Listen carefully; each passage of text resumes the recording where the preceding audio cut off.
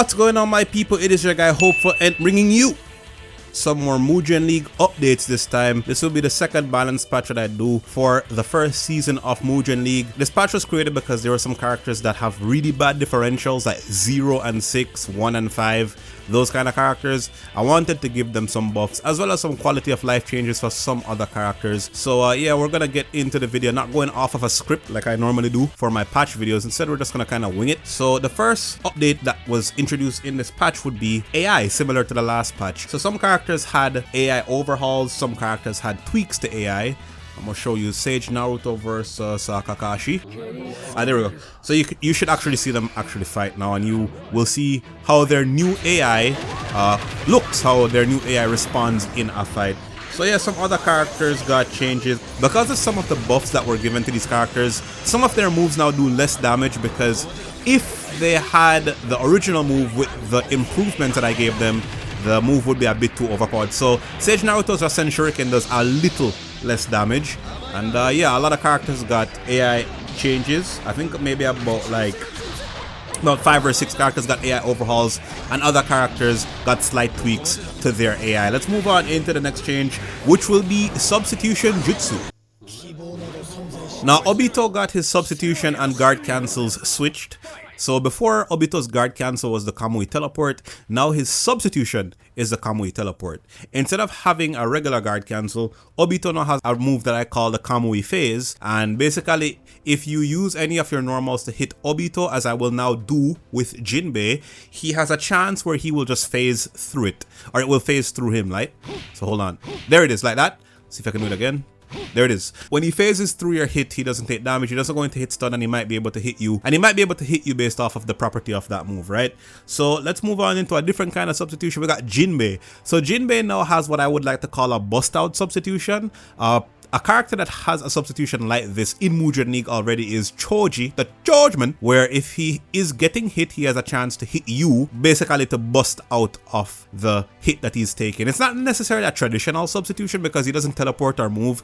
The only thing he'll do is that he'll hit you instead of him being hit. So we should see that. There it is. You see that Obito was using his move and then he just got hit by Jinbei. I'm not pressing any buttons on Jinbei. Jinbei is just doing that automatically. That is directly because of his bust out substitution.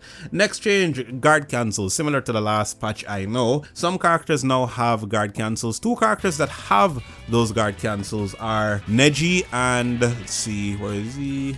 Yagura. This should have been introduced in the last patch for Neji, but it didn't work when I tested it again, so it should be working now. So Neji's guard cancel is that. Now he goes into the A-Trigam's palms rotation when he is guarding, but the difference between the A-Trigam's guard cancel and the A-Trigam's regular attack is that the guard cancel, you will see, does no damage. It puts them into hit stun, but it doesn't actually do damage, right? So it's different from his regular Hake Kaiten. And then Yagura just has a straight up water shield added to his guard cancel, and it's kind of made to compensate the fact that he will now use his water shield less in neutral. So instead of just using the water shield, I think it's hold on. So instead of using the water shield in neutral like this, I stopped his AI from doing that as frequently because he was doing it in really bad situations. So I kind of reduced the chances of him doing it in neutral.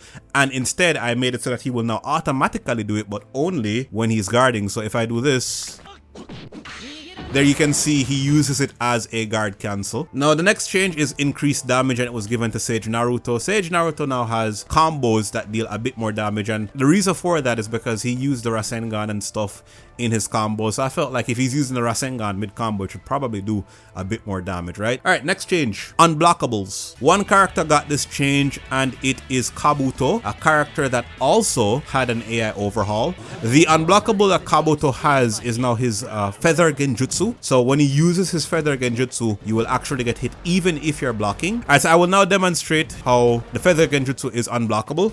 So I'll use pause break and I'll change the dummy control to guard mode. So I'll put the dummy in guard mode, and as you can see the dummy is in guard mode. So every time I attack the dummy, every time I attack Sonic, he will automatically guard. So no matter what I do, he will guard. But now I'm going to use the Feather Genjutsu, and you can see he still gets hit by the move, and that's because the move is now unblockable. The next change to be mentioned is that some characters now have larger hitboxes on their moves. Kakashi's normals, Naruto's normals, and Sasuke's Susanoo combo now have larger hitboxes. Let's move on to another change that affects a lot of characters. That would be the speed of their moves. So some characters now have faster moves. For Moria, his Doppelman is much faster. As you can see, it's zooming on the screen right now, so that's one of his changes. And then Sasuke, his Fireball Jutsu is a bit faster.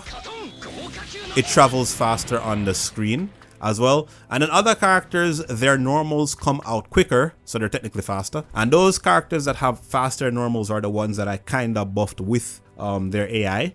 We have 2 more characters with faster moves. Let's see. Alright, so Jalal's Alteris is now faster. See, it travels a bit faster than it normally would. The other character that has a move that's faster is Sakura. So this move from Sakura, her guillotine drop, it's much faster. So if I do it here, you can see she goes up and comes down very, very quickly. And that's because the move is now a bit faster, so it should hit more consistently when she actually uses it. The next change that was added is that Yugito, when she transforms into Matabi the Two Tails now has a passive power charge buff, and that's because for some reason when she transforms into the Two Tails, she can't manually charge power.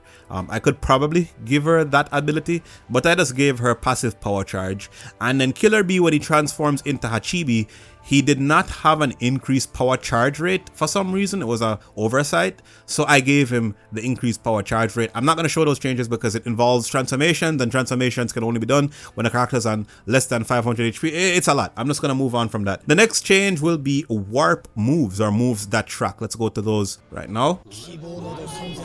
So Gekko Moria's Suno Tokage as well as Obito's Kamui will now automatically lock on to the enemy position, whereas before they did not. As a matter of fact, for Moria's Suno Tokage, the move was a move that the AI had to move around the screen for it to hit, very similar to Obito's Kamui and Kakashi's Kamui as well. But now I'm going to show you the homing effects of Suno Tokage.